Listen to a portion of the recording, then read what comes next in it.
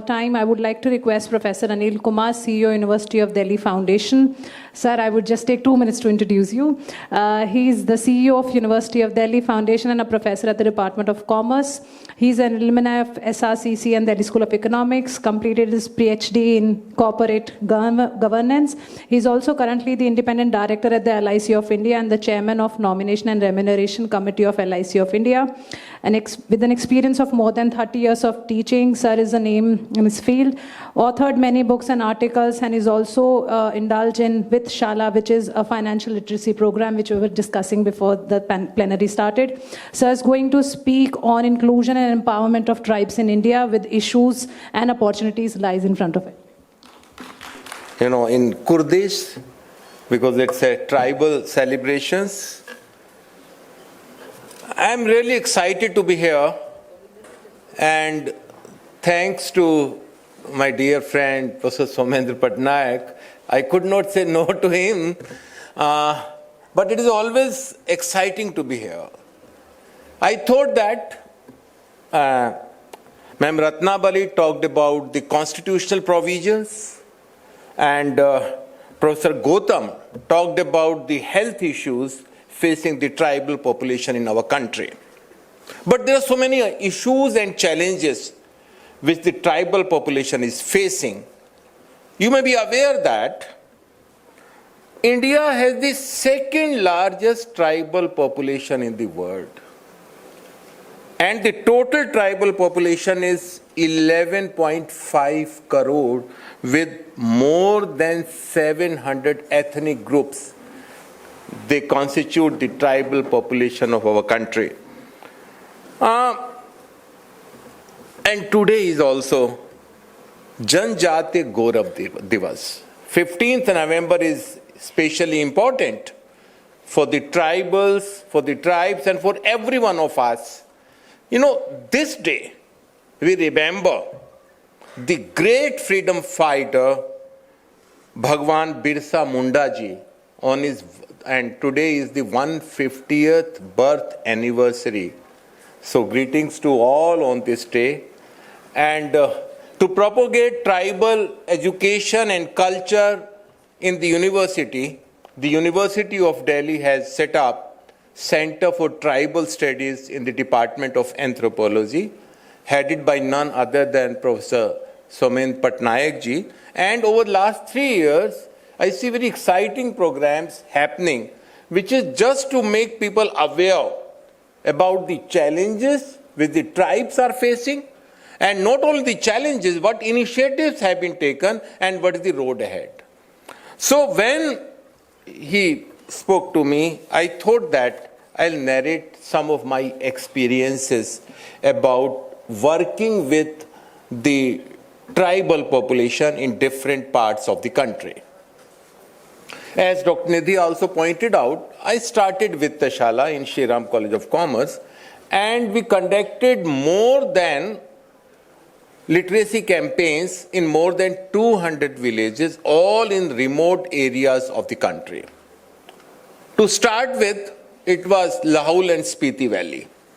Lahaul and Spiti Valley, you may be knowing that, is cut off for nearly 8 months of the year from rest of the country because all the roads are closed. But now, thanks to the Modi government, now we have the Atal Tunnel, must have heard about it, connecting Lahaul and Spiti Valley with rest of the country virtually 12 months a year. That's a great achievement. So there, I interacted with many villagers who are all tribes. I had this impression that, the tribe people, they are not so educated, and, they may not be able to speak, or they may not be able to interact, and maybe that their living style is very, very poor. But let me tell you that it was a pleasant surprise for me to see that the literacy among the tribes in the villages was higher than some of the other villages of the country where I visited. And in fact, the literacy rate amongst the tribe has increased manifold. It is now nearly 71% literacy rate in the tribes, which is just nearing the Indian average of 74%. But 20 years back, there was a gap of more than 15%. It was just 54%. Thanks to the focus of the government, successive governments, in promoting the primary education, secondary education in the country, and especially the tribal population. But when we say inclusion of tribes into the mainstream, it is a very kind of a peculiar situation. Because if we want to include the tribes into the mainstream, will we be able to protect their culture? Is there any guarantee about it? Because they have a particular culture, and that culture is very dear to them.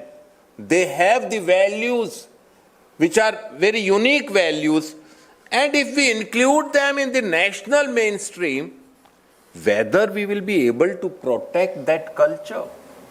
That's a big question.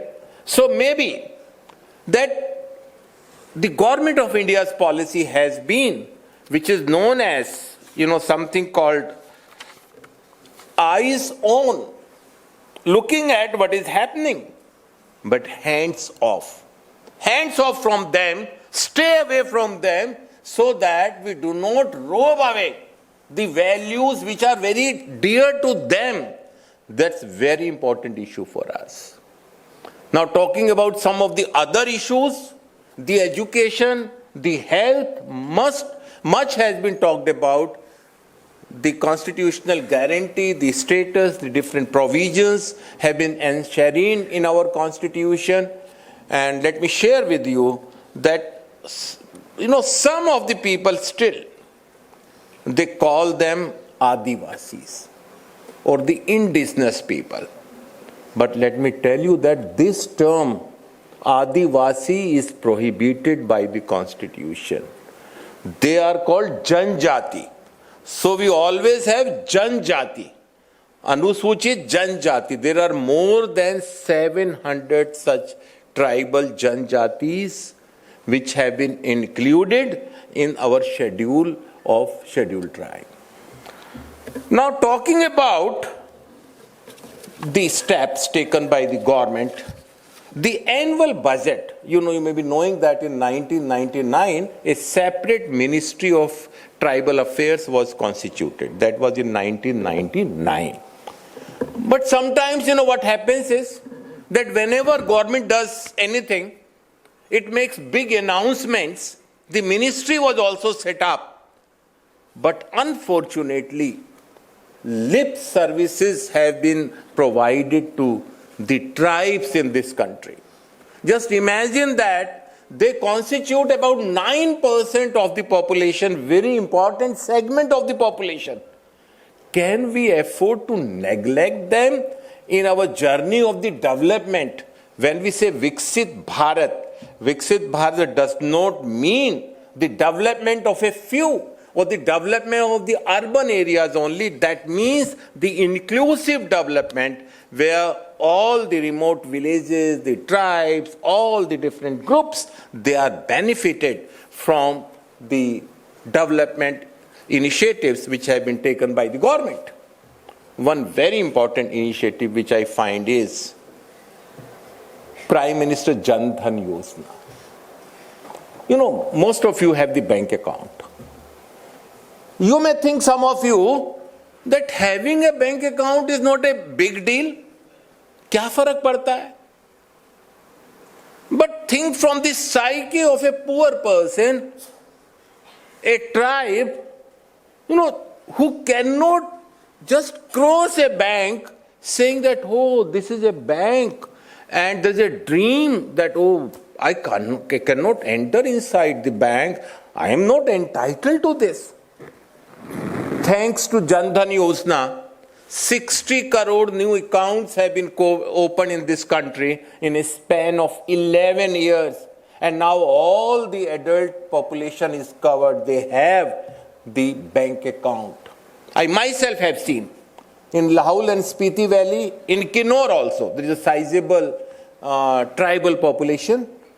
We visited many villages there and asked or tried to give information that you should save, you should put money into the bank. To our surprise, we found that almost everyone had a bank account. It is changing. That means the inclusion of tribes or inclusion of everybody, that is happening, and it is happening at a very fast pace. Take another example. Must have heard about Mudra scheme, under which small loans are given up to 10 lakhs without any collateral and with easy terms of the prepayment. Again, you may think that it's a small loan. How the development will take place or how we can empower the people here, I'll tell you. In Pithoragarh, in remote villages, we went there with the bank people. SBI senior officers were there with us. And then whenever we used to go to the villages, all the people would come to us. Sir, if it is possible, please provide a government job to them, to us. You know, in this country, I just fail to understand why there's so much of hunger for the job, and that to the government job. How many youth from this country are wasting 5, 6, 10 years sitting for UPSC? My experience in public service boards have been many qualified engineers. They're trying for UPSC for the last 5 years, 6 years, 7 years. I ask them, what if you are not selected in the UPSC? You will not get any job in the industry also. So there, coming back to my experience in Pithoragarh, we told them that it's a tourist place. It can be developed as a tourist place. Why don't you take some loan under Mudra scheme and start some venture there? Like, for example, what kind of a venture? And I'm telling you, even a tea shop with, some snacks.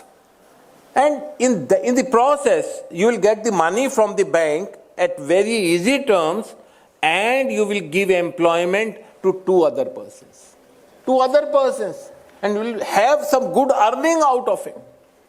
But somehow, I think that this education is to be provided, and the role is with us. The role is with you.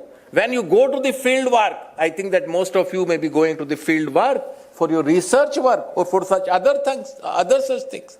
I think that you should try to convince the people that do not run for government jobs. You can have your own ventures, even a small venture, and can earn a livelihood. Another experience. And that's the issue and challenge in case of the tribes specifically, that is that of migration. In 2 or 3 villages, we found that all, senior people were there, and all their sons and daughters had migrated to the cities or the urban areas. For what? Some for higher education and some for jobs.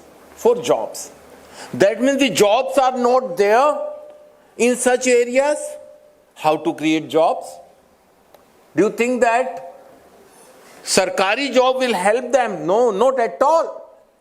So the answer is entrepreneurship. And of late, the government of India has realized that now we have to shift from the regime of giving subsidies to the tribes and also small marginal ownership in the equity. What should be done?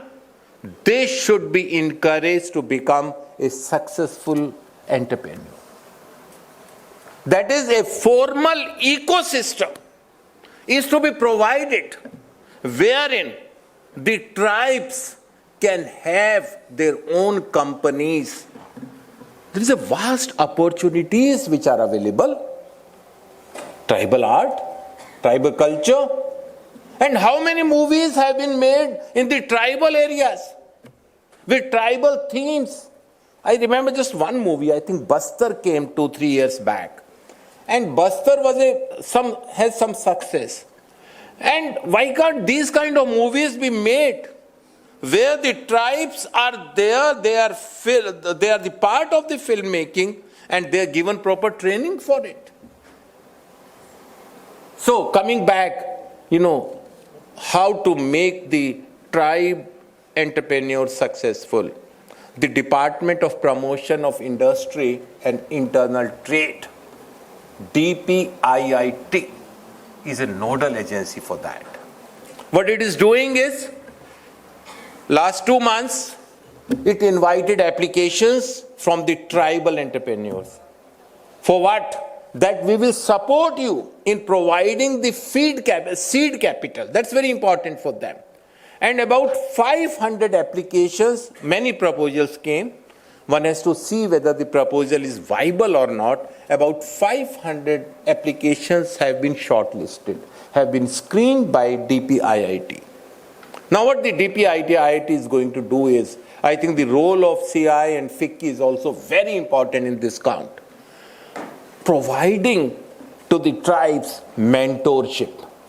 We have to move from a regime of, opening schools. Of course, we have opened Eklavya residential schools. There are more than 400 schools in the tribal areas and very successful, you must have heard about it. But not good universities are there. Higher education opportunities are very less in the tribal belt.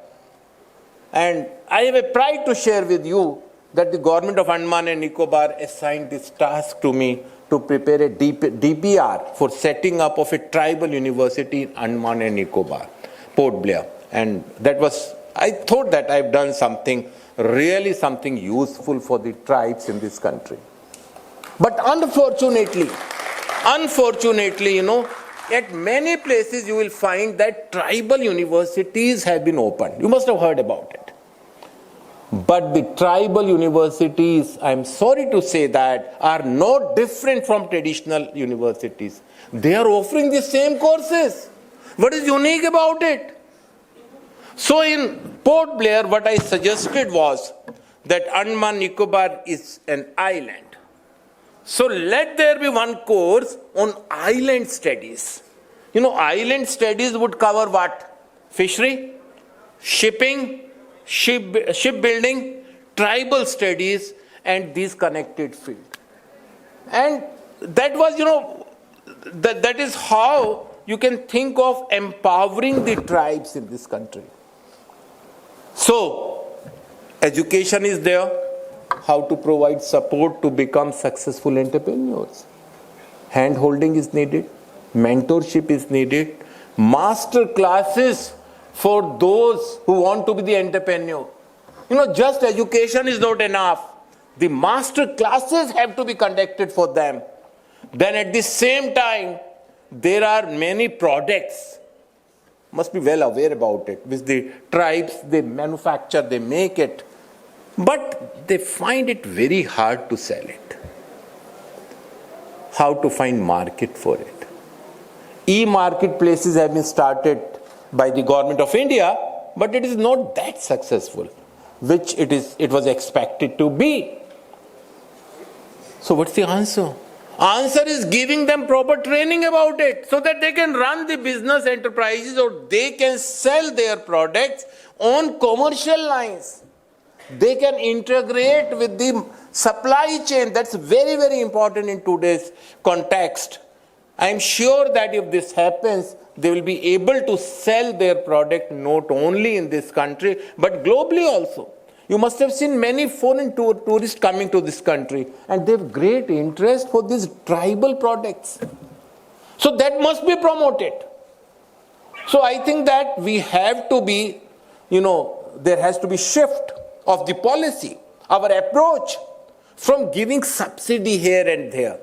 Of course, that is also important in the initial years. Like Professor Gautam talked about malnutrition and health issues project Indradhanush was introduced by Government of India, that was specifically targeted towards the tribal population.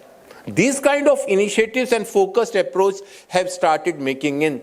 There are more than 200 schemes which are run by Government of India, and the Ministry of Tribal Affairs, it cooperate and coordinate with 42 ministries of the government to ensure that the funds which are allocated to them reaches to them. The funding for the tribal development and welfare has gone 3 times. It is now 13,000 crore for the first time ever.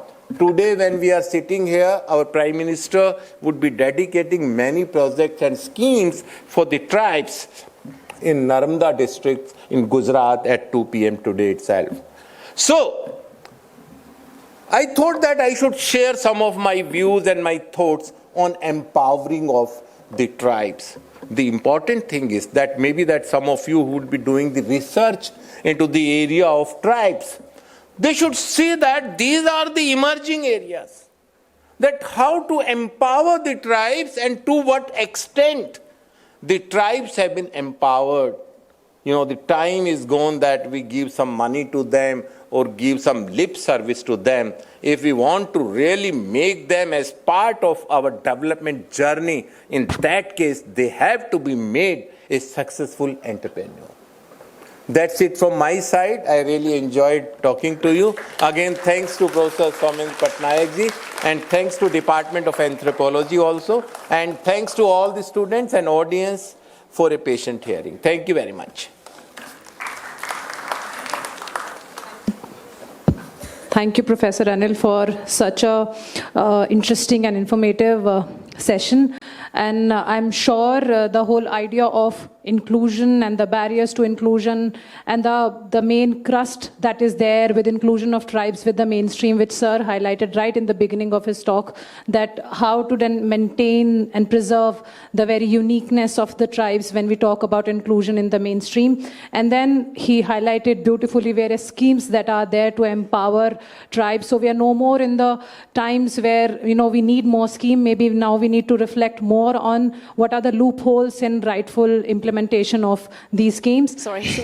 Okay. We are very grateful, you know, because we had these esteemed speakers coming and giving amazing lectures, and we have benefited a lot. And I'm sure there are students present here who are going to incorporate whatever we have heard today, and you're going to become successful one day, and you will look back and you will remember this day. We would like to honor our speakers present here, and I would like to request our director, Professor S.M. Patnaik, to kindly felicitate our speaker, Professor K. Ratnavali, Dean of Academic Affairs. It's always a privilege and an honor for us to host her, because she is a pillar, one of the strong pillars of our university, and we are very glad that she is with us. We also would like our director to honor Professor Gautam Kshatriya. He was formerly professor at Department of Anthropology, Delhi University. Thank you, sir. It's good to see you here once again, and thank you for your lecture. And please honor our speaker, Professor Anil Kumar, the CEO of University of Delhi Foundation.